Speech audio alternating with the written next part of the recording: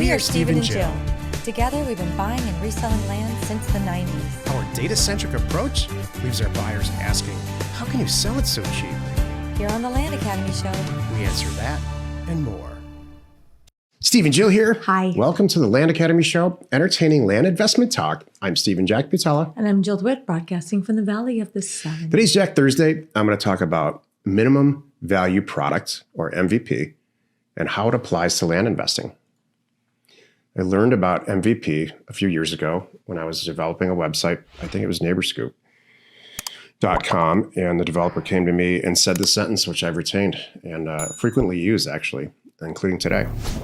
If you're not, as a developer, and a tech developer, let's just call it web developer or application, if you're not completely and full-blown embarrassed by your MVP, you're not doing it right. Yep.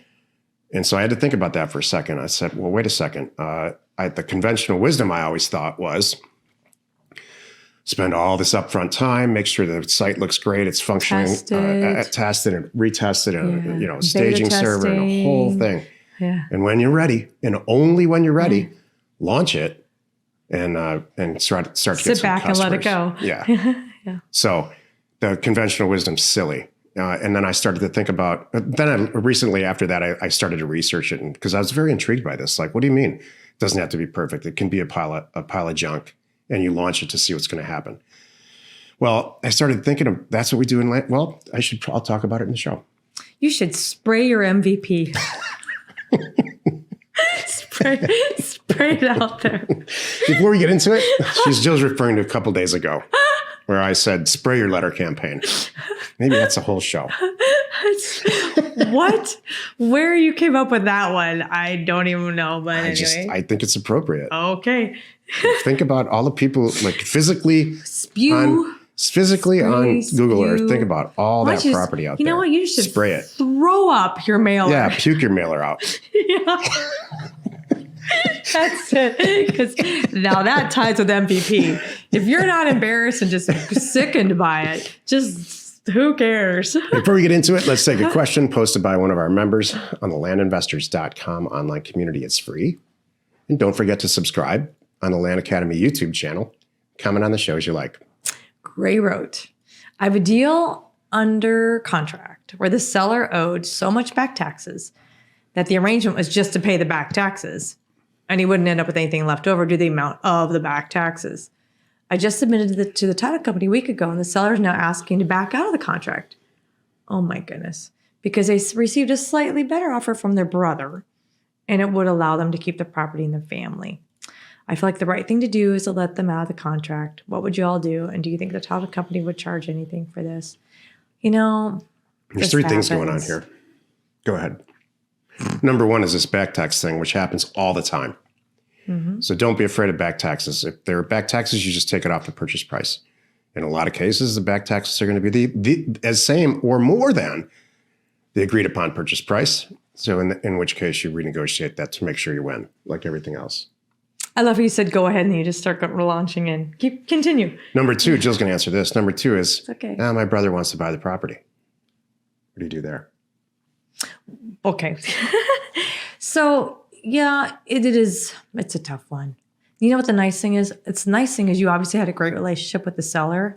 You did a really good job there, that they called you and were honest with you and let you know what's going on. So I might find out what's the difference. Like, all right, is it $1,000? If I give you $1,500, do you want to sell it? See if there's something there. And he might go, well, yeah, heck yeah, screw that guy, kind of thing. Then that's fine. That's all I needed. So, but I wouldn't dig in. The point of this is they change their mind for whatever reason, and you have two choices, which is dig in and say, we have a contract and we're under escrow, and nope, you have to do this, and potentially have to do something, or just do the right thing and then back out. And that's every time this comes up, that's exactly what I do. I try to find out what's going on, see if there's some way I can solve it. And if this case, it's money. So if I can offer a little bit more that it still makes sense to me, I would do that. But other than that, I'd be like, shucks. Okay. Well, I wish you guys all the best. Hey, by the way, if anything changes, please let me know. If it doesn't work out or whatever, in a year from now, he just changes his mind. You guys need the cash, something, I will happily, I'll still be here. I'll look at it. And then most of the time, more than 90% of the time, the title company doesn't charge anything. Stuff happens. And I'm doing enough deals with them anyway, because I'm obviously mailed that area. I probably have 3 in escrow right now that they're like, fine, okay, call me when you have the next one. Yeah, will do. And then the final question is, does the title company usually charge for this? I just answered that. Oh, sorry. That's okay. You lost me at title. You lost me at the Academy. You got it. You lost me at Valley of the Sun. I had a really good daydreaming session just now. Wow.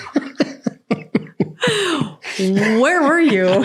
I was spraying offers all over the Apparently you were. Phoenix Valley. Oh, goodness. Today's Jack's Thursday. We're going to talk about minimum value products, or MVP, in a land investing environment. This is why you're listening. So earlier, it's kind of funny when you zone out and you think you're there and you think you're answering the question and you're just off out there. I remember that in high school when I took, my driver's training test, or driver's training education course. And they said, there's going to be a point where you're driving somewhere and then you don't remember like the last 18 miles because you're thinking about something else and all your regular stuff kicks in. And That's true. Said, that just happened to me, by the way. I missed half of the show. I don't even know what Joe was talking about. Clearly. Then they said, this is when you need to pull over and get some rest or, take a walk or whatever. That's true. Can't do that on the show, though. You can totally take a rest. I can handle this. Maybe you should take a walk. It's Jack Thursday. I know. My dad used to say, remember? Mm-hmm. Yeah, you could do that. My dad would always say, all you need is a bowl of Cheerios and a walk around the block. That solves everything. That solves kidney issues. It's some of the best advice. and a common cold. Best advice I've ever heard. Or an argument. That'll solve an argument, too. Bowl of Cheerios and a walk around the block. That's it. I should put that on a shirt. So the way to launch an application or an MVP, in most cases, minimum value product, is to create just that. You create a minimum value product. You don't spend a ton of time. You release it to a select market. Maybe they've identified themselves, if you're lucky, as wanting to be a part of the beta group. And you see what they say. And they're probably going to say it doesn't work. When I click here, this is all the feedback that the developer needs. And so that MVP becomes kind of a working environment of improvement. Kind of like us. Right. So, and here's what I think happens with I see this in Career Path a lot and just in general. Well, the conventional wisdom, like I said earlier, was to get everything lined up perfectly, get your mailer priced perfectly, do it all right, spend hours and hours and days and weeks and months prepping to launch this thing and then launch it. That's just not what you should do.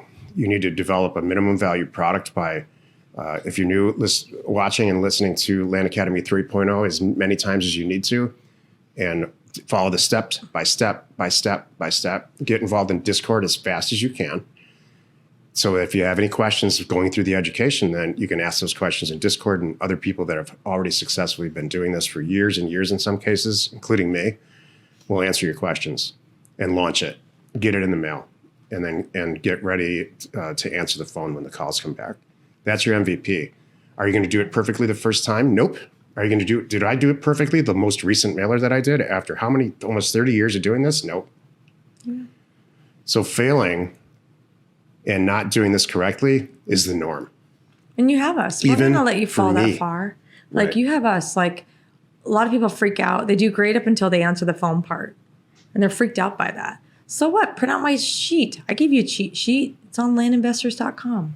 Go print it out. Have it on your desk. You'll know what to ask these people. And after 3 phone calls, you got it. Jill's right. So whatever your pressure points are, for some people it's pricing.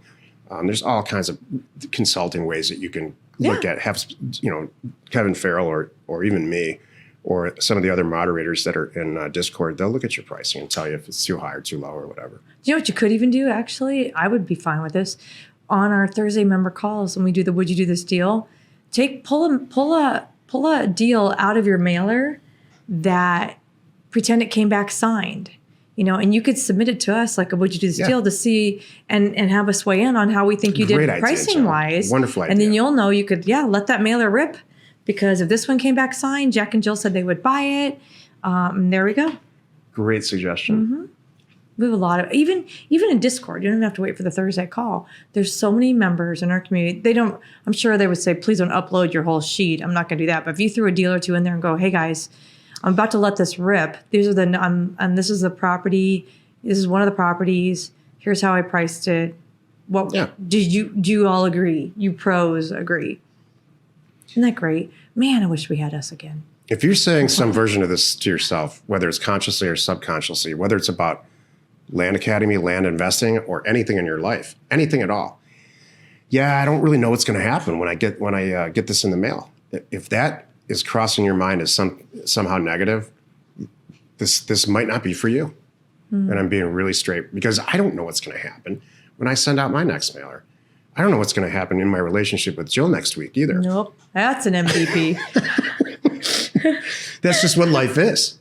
Life is not get it all organized and lined up. I mean, if you want a life like that, you should go be a post office delivery person. Then you know exactly what's going to happen in your life. Every day. You have the same route. You work with the same people. You know how much your pension is going to be. You have a uniform. You have the day of retirement in your calendar. True. You know all of how the rest of your life is going to go. You're not probably a good Land Academy candidate. Thank you. I'm sorry. That's just the truth. I understand. I have no idea what's going to happen in my next mailer. No idea who. Jill and I have an interview for a new customer service person tomorrow for Land Academy, because one of our people chose to move on. I don't know what's going to happen with that person. Mm-hmm. We'll have to just get there and see. It's all good. It's always better. It's good.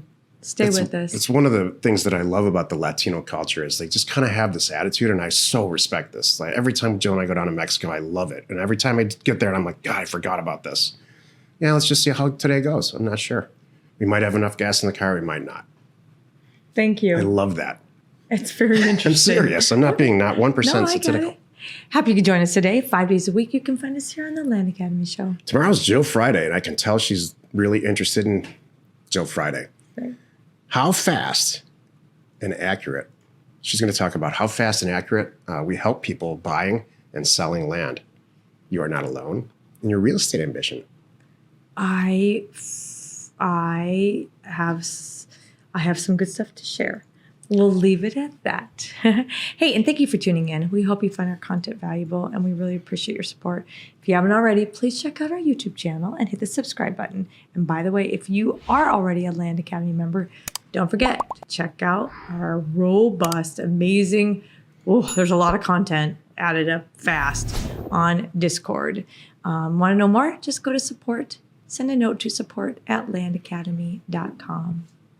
We are Jack and Jill. Information and inspiration to buy undervalued property. We hope you find our content valuable, and we appreciate your support. If you have not already, please check out our channel and hit the subscribe button. And your comments and suggestions help us to create the content you're here for. Hitting the like button helps to support our channel's algorithm and gauge your interest for future shows.